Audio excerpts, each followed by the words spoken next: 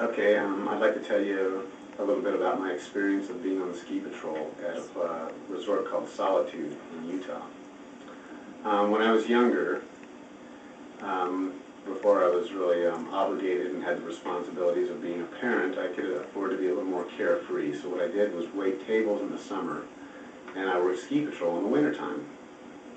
And a lot of the responsibilities and jobs that you do on ski patrol are a little mundane, tedious, and just real repetitive, a little more of PR than anything, sprained ankles or what have you. But there's a couple things on ski patrol that are pretty complex and really exciting to be a part of. And one of those is an emergency evacuation of a ski lift.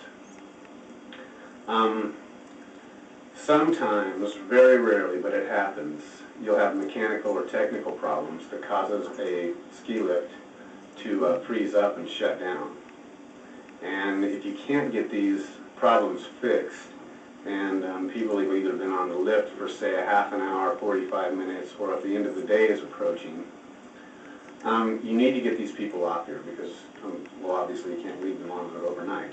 So what you have to do is take a crew of about 3 or 4 guys, usually 3 guys, and you will slowly work your way down the mountain underneath the lift on skis. And what you do is at the start, at the very top of the hill, you've got the top station of the ski lift, the chair. And the wire rotates around this big wheel and comes back down the mountain. Well, you start at the top of the station, throw a rope over it that's got a T-bar on it, and it looks just like a T, like a wooden swing. And you slowly work your way down and evacuate people off this chairlift. So, after you've got 2 or 3 guys holding the line on the bottom, you work this rope down to the first chair.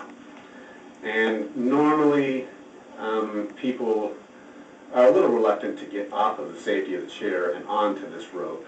But after the first chair is not so scary because the elevation is only about 10 feet off the ground. But people on the subsequent chairs behind can see what's going on and that it's, a successful project and there's really nothing to be concerned about. People will start getting on. However, once in a while you'll get people that just will not get off the chair and you can't let them sit there overnight. Or you'll run across a chair with 2 kids on it, or maybe one child by him or herself is just scared to death to get off this chair. So what you need to do is there's poles in between, say every 5 or 6 chairs going down the mountain. There's big support chairs that will help suspend the cable.